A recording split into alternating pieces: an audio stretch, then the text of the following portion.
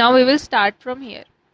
The Constitution gives the state the power to create the conditions to build a just society to fulfill the aspirations of the people.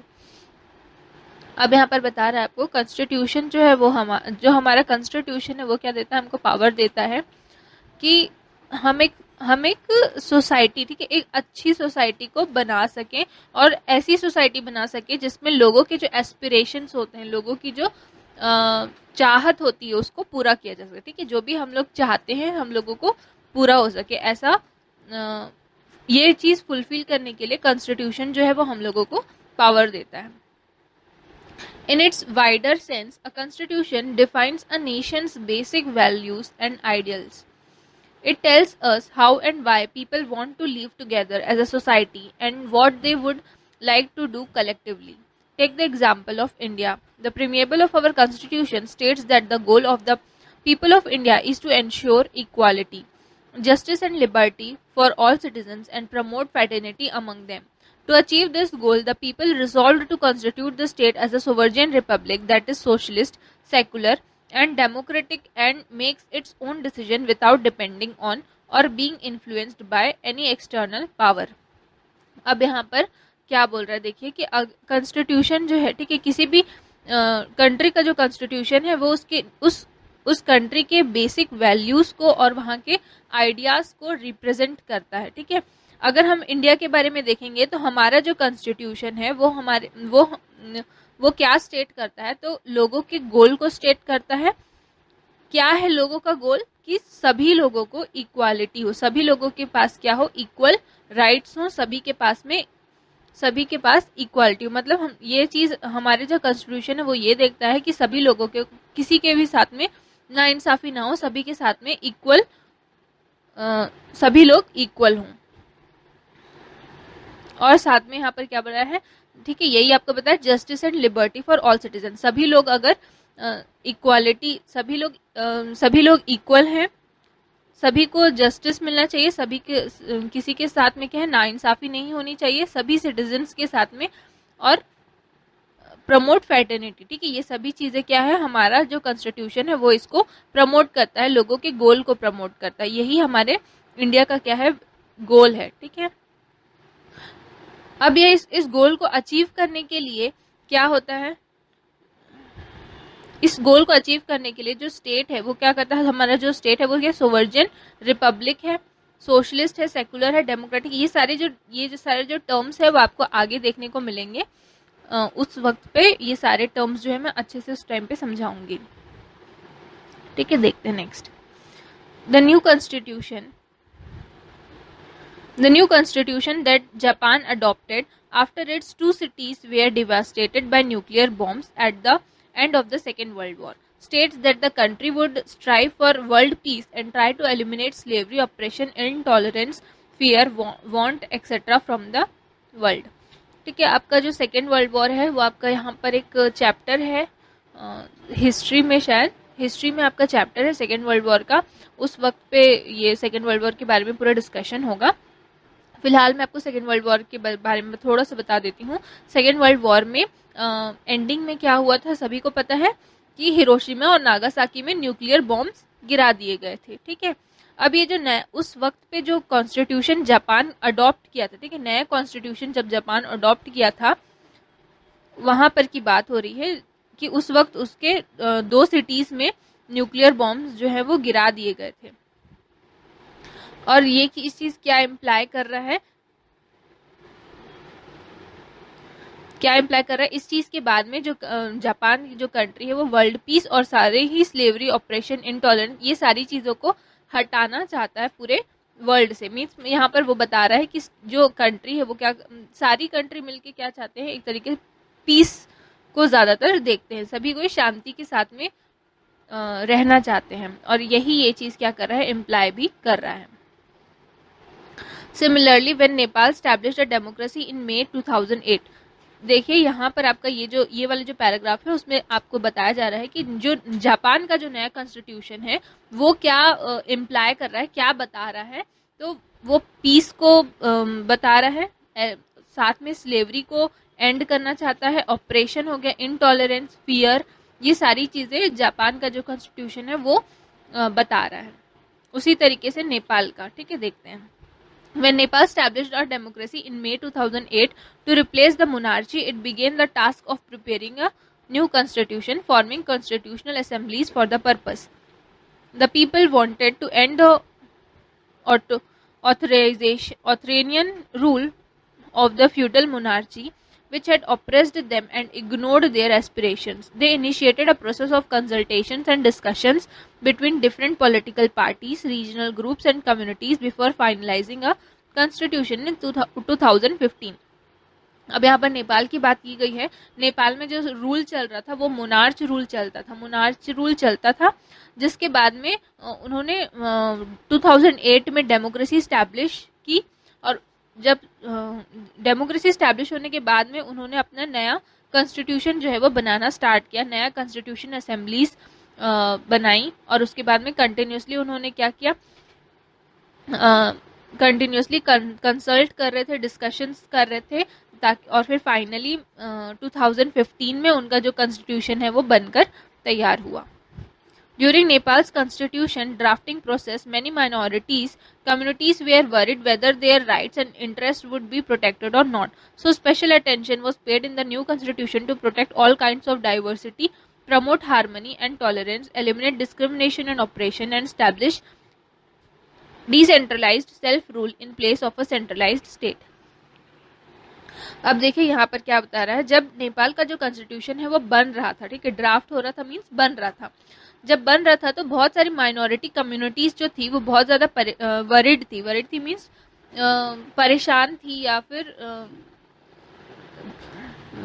चिंता में थी कि उनका जो right है और इंटरेस्ट है वो उस कॉन्स्टिट्यूशन में प्रोटेक्ट होगा या नहीं, ठीक है। इसीलिए जो नेपाल के जो कॉन्स्टिट्यूशन है उन्होंने इस चीज़ पर स्पेशल अटेंशन दिया कि जब जो नया कॉन्स्टिट्यूशन है जो फॉर्म हो रहा है उसमें किसी भी प्रकार की डाइवर्सिटी ना हो, हार्मनी को प्रमोट किया जाए, टॉलरेंस को प्रमोट किया जाए, और साथ में कोई भी डिस्क्रिमिनेशन और ऑपरेशन किसी भी माइनॉरिटी कम्युनिटी के साथ में ना हो। मीन्स यहाँ पर क्या बोला जा रहा है कि सबके साथ में इक्वल, सबके पास में इक्वल राइट्स हो, ये चीज़ उन्होंने एश्योर की, और साथ में बहुत ज़्यादा अटेंशन के साथ में ये जो इनका जो कॉन्स्टिट्यूशन है वो बनाया गया। इसके बाद देखिए 12.2 the history of the Indian constitution. The drafting of the Indian Constitution has a long history. Its basic spirit is law-based governance, which means it is built on a foundation of rules and laws and not according to anybody's whims or fancies. The first such law for India was passed by the British Parliament called the Regulating Act in 1772-73. By then, the English East India Company had established control over large parts of India. This law laid down how it was to administer India and how it should be answerable to the British Parliament. अब यहाँ पर Indian constitution की बात हुई है।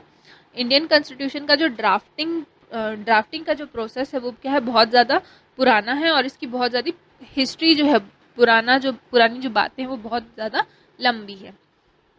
इसका जो basic spirit है वो क्या है, लॉ बेस्ड गवर्नेंस बनाना, मीन्स लॉ बेस्ड गवर्नेंस यहाँ पर बना, जो इंडियन कॉन्स्टिट्यूशन है वो लॉ बेस्ड गवर्नेंस के बना, मीन्स हर चीज़ के लिए क्या है, यहाँ पर आपका एक लॉ है, लॉ बेस्ड गवर्नेंस है, हर चीज़ के लिए यहाँ पर आपका एक लॉ मिलेगा आपको, और हर चीज़ के लिए आपको एक गवर्नमेंट भी उस चीज़ को क्या करेगी, सपोर्ट भी करेगी, और साथ में अगर कोई नाइंसाफ़ी वगैरह होती है तो भी आपको उस चीज़ के हिसाब से पनिशमेंट मिलेगी।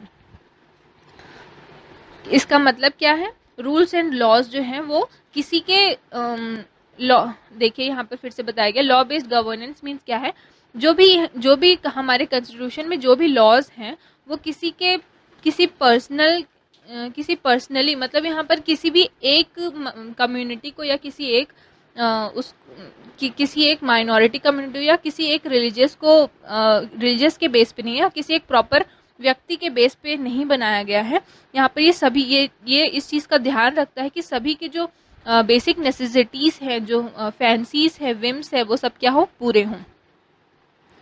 ऐसा जो फर्स्ट लॉ था जो इंडिया में बना था वो ब्रिटिश पार्लियामेंट में बना था, जिसको रेगुलेटिंग एक्ट भी कहा गया है 1772 में 73 में।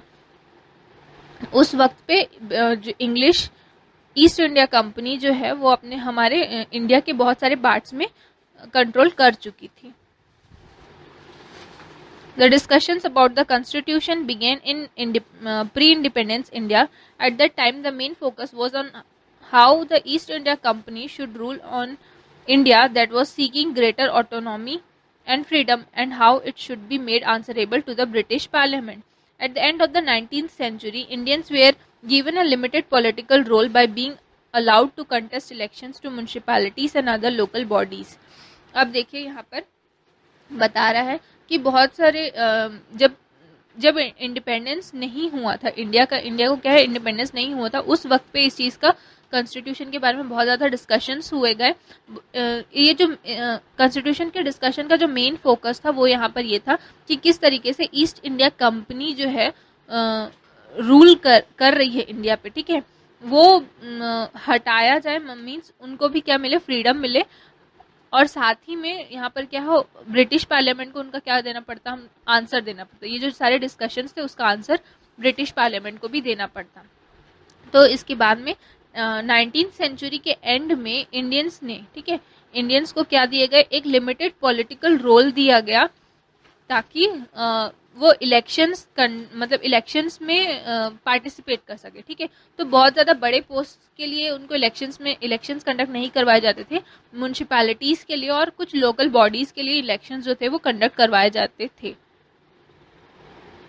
After 1885 the freedom fighter demanded a bigger political role in the government. A large number of Indians were already employed in the administration of the country at that time, and their number was large and growing. A small segment of the population had also been given the right to elect their own representatives in government, but power still lay in the hands of the British, with the final authority being the viceroy and the governors of the provinces. The situation changed towards the end of the First World War, when a democratic wave swept through most countries across the globe. India too began demanding a government elected on the basis of universal suffrage that was answerable to the people. अब यहाँ पर क्या हुआ, यहाँ पर आपको मैंने बताया कि 19th सेंचुरी में इंडियंस को क्या मिल गए थे, एक राइट मिल गया था कि वो छोटे लेवल पे जो इलेक्शंस होते हैं वो कंडक्ट करवाए, जैसे कि म्यूनसिपैलिटीज और अदर लोकल बॉडीज के लिए।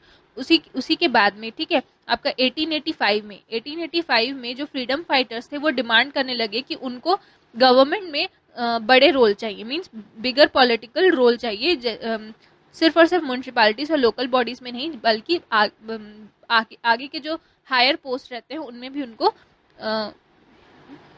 उनको बिठाया जाए, मींस उनको इलेक्ट किया जाए। बहुत सारे जो इंडियंस थे वो ऑलरेडी एडमिनिस्ट्रेशन में एम्प्लॉयड थे, लेकिन उनको बहुत ज़्यादा उनका जो ग्रोथ था वो क्या था, बहुत स्लो था, और उनको बहुत ज़्यादा हायर पोस्ट जो है वो नहीं दी जाती थी। उसी के बारे में यहाँ पर आपको बताया है। और फाइनल में एंड में जो सबसे बड़ा जो पोस्ट होता था वो तो फाइनली ब्रिटिश के पास में ही रहता था, जैसे कि वॉइसरॉय और गवर्नर्स जो थे वो सारे ब्रिटिशर्स ही हुआ करते थे।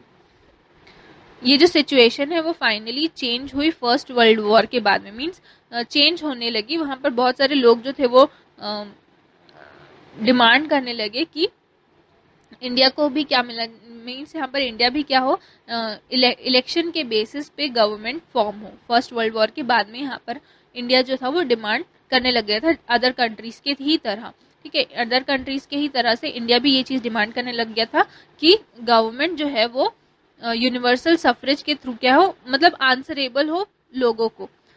जैसे डेमोक्रेसी स्टैब्लिश होती है तो क्या होता है, डेमोक्रेसी में कोई भी चीज़ जो है वो आंसरेबल होती है लोगों को, क्योंकि डेमोक्रेसी स्टैब्लिश कहाँ से हुई है, तो जो लोग हैं, जैसे कि अगर हमारी कंट्री है इंडिया में, जो लोग हैं, डेमोक्रेटिक कंट्री है इंडिया, अगर कोई भी जो गवर्नमेंट है कोई भी रूल बनाती है तो उसको क्या है, लोगों को आंसर देना पड़ता है। उसी तरीके से यहाँ पर बोला गया है कि जो हमारी गवर्नमेंट, जो भी यहाँ पर गवर्नमेंट बनेगी उसको क्या देना पड़ेगा, आंसर देना पड़ेगा लोगों को। In 1928, India's political parties jointly constituted a committee under the chairmanship of Motilal Nehru to draft a constitution for India. The committee submitted its report on August 10, 1928. The main provisions of the draft were, ठीक है, 1928 में India की जो political parties थी उन्होंने एक committee बनाई, jointly क्या है कमेटी बनाई, जिसके चेयरमैन जो थे वो थे मोतीलाल नेहरू। उन्होंने एक ड्राफ्ट तैयार किया कॉन्स्टिट्यूशन, इंडिया के कॉन्स्टिट्यूशन मतलब एक ड्राफ्ट तैयार किया कॉन्स्टिट्यूशन के लिए, हमारे इंडिया के लिए, और उस ड्राफ्ट को सबमिट किया अगस्त 10, 1928 को। मींस जो रिपोर्ट थी उन्होंने सबमिट की अगस्त 10, 1928 को। उस ड्राफ्ट के जो मेन पॉइंट्स थे वो ये थे, देखिए, एक ऑटोनॉमस गवर्नमेंट बननी चाहिए, मींस ऑटोनॉमस गवर्नमेंट बननी चाहिए, मींस यहाँ पर ये बोला गया है कि जितने भी अडल्ट मैन और वीमेन हैं वो वहाँ पर वोट कर पाए, ठीक है, इलेक्ट किए जाए, और साथ में वोटिंग का नहीं है, यहाँ पर इलेक्ट किए जाए। मींस वहाँ पर जो गवर्नमेंट है, ऑटोनॉमस गवर्नमेंट, मींस ऑटोनॉमस का मतलब होता है अर्ध शासकीय, ठीक है, अर्ध शासकीय होता है आपका ऑटोनॉमस का मतलब, मींस आधा जो है वो गवर्नमेंट के पास रहे और आधा जो है वो लोगों के पास रहे। तो यहाँ पर ये जो है ये बताया जा रहा है फर्स्ट पॉइंट पे कि आधा जो रहेगा वो ब्रिटिश के पास में रहेगा और आधा जो अधिकार रहेगा इलेक्ट करने का या फिर अपने आप को क्या मीन्स यहाँ पर पोस्ट के लिए यहाँ पर जो लड़ाई है वो उसके बारे में बताया गया। आधा अधिकार ब्रिटिश के पास में रहेगा और आधा अधिकार जो है वो लोगों को दिया जाए। फिर साथ में प्रोटेक्शन ऑफ माइनॉरिटीज, ठीक है, जो भी माइनॉरिटी कम्युनिटी है उनके प्रोटेक्शन के लिए, मीन्स उनको प्रोटेक्शन दी जाए। साथ में यहाँ पर citizens rights such as freedom of expression, religious freedom, freedom of peaceful assembly, right to form associations and union, secularism and, ठीक है। थर्ड पॉइंट जो है वो क्या है, यहाँ पर सिटीजन्स को राइट होने चाहिए एक्सप्रेशन का, फ्रीडम ऑफ एक्सप्रेशन उनको मिलना चाहिए, रिलीजियस फ्रीडम होना चाहिए, कोई भी उनके रिलीजियस के काम पे ब्रिटिश गवर्नमेंट जो है वो इंटरफेयर नहीं कर सकती। साथ में पीसफुल असेंबली, अगर कोई भी पीसफुल असेंबली हो रही है तो वो चीज़ उनको कंडक्ट करवाने की इजाज़त दी जाए। साथ में राइट टू फॉर्म एसोसिएशंस, ठीक है, एसोसिएशन और यूनियन फॉर्म करने का भी उनको राइट मिलना चाहिए। साथ में सेकुलरिज्म का भी उनको राइट मिलना चाहिए। ये 3 पॉइंट्स उन्होंने वो किए थे। चौथा पॉइंट है reorganisation of states on a linguistic basis, ठीक है। अब यहाँ पर रीऑर्गेनाइजेशन होना चाहिए, रीऑर्गेनाइजेशन मतलब कि फिर से उनको बनाया जाए स्टेट्स को विदाउट लिंग्विस्टिक बेसिस।